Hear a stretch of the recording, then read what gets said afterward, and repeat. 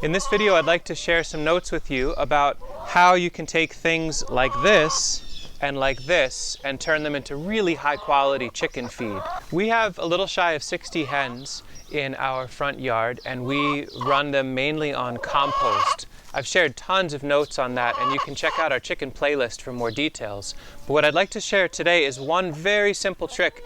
You don't have to get involved in making compost and turning and all that kind of stuff in order to have your hens have access to beautiful earthworms, pill bugs, or whatever wild little creatures and soil organisms there are in your neighborhood. You can simply put things on the ground, wait a while, flip them, and likelihood is there's extra food for your hens for no cost, and it's very easy. So you can see here we've got an elderberry plant, and I talk about the idea of planting perennials in your chicken yard, which I want to go into more detail in another video. But in order to protect this plant, we've put some things around so that the chickens can't scratch them out.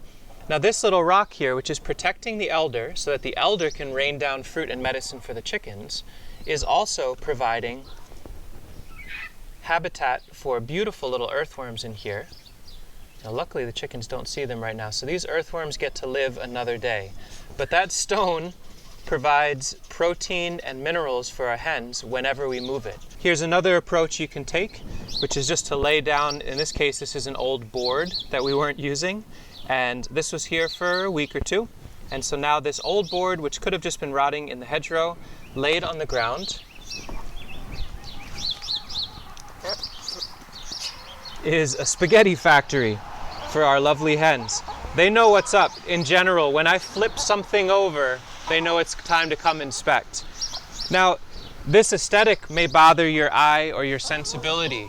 Here's this chicken yard. We've got logs and rocks laying all over the place. Oh my God, we should clean it up.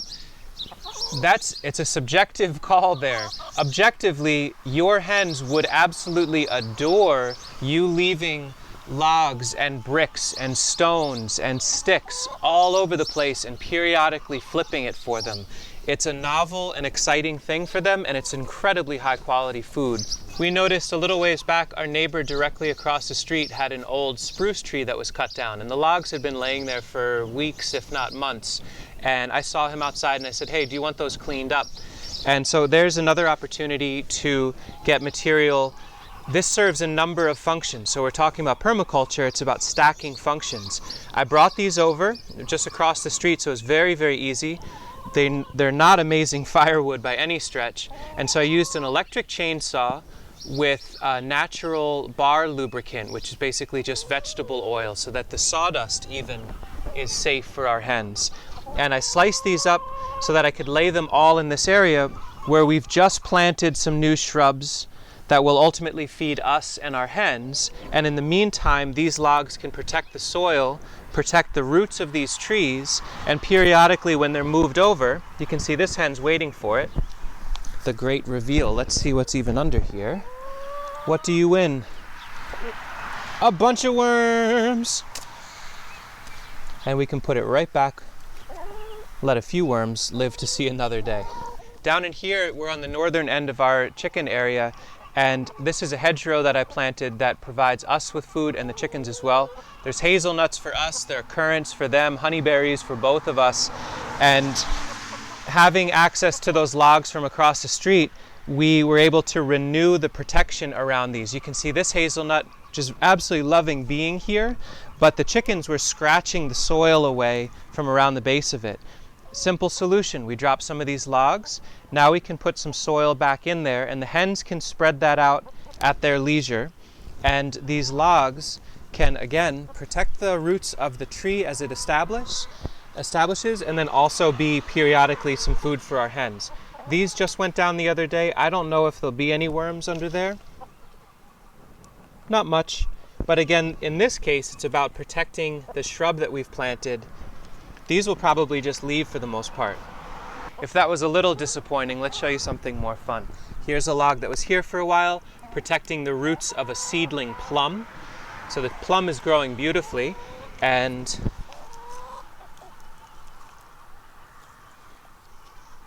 all these millipede seeds, we'll call them. They're little baby creatures in here. I don't like to just leave it open indefinitely. Whoa, no need for rudeness. We'll flip some more soon enough. It's nice to let them have a few, but to not really hurt the population of the little creatures that are in there. And that'll go back to protect the plum's roots and evolve some more life to feed our chickens for free.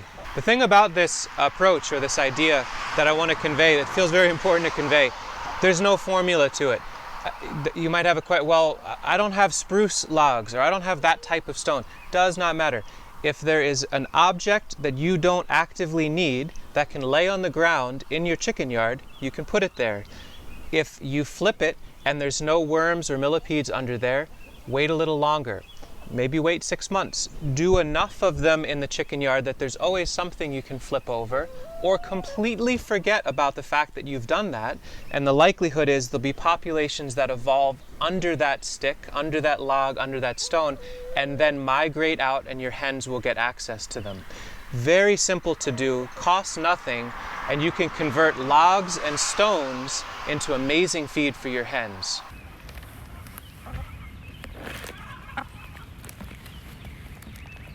Hey, I want to see too.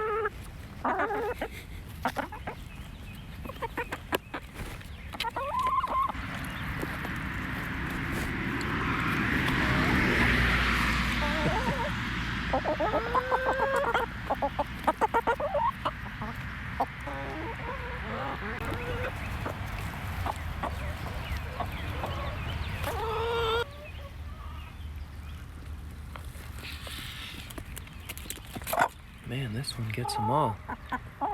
You're on top of it, lady.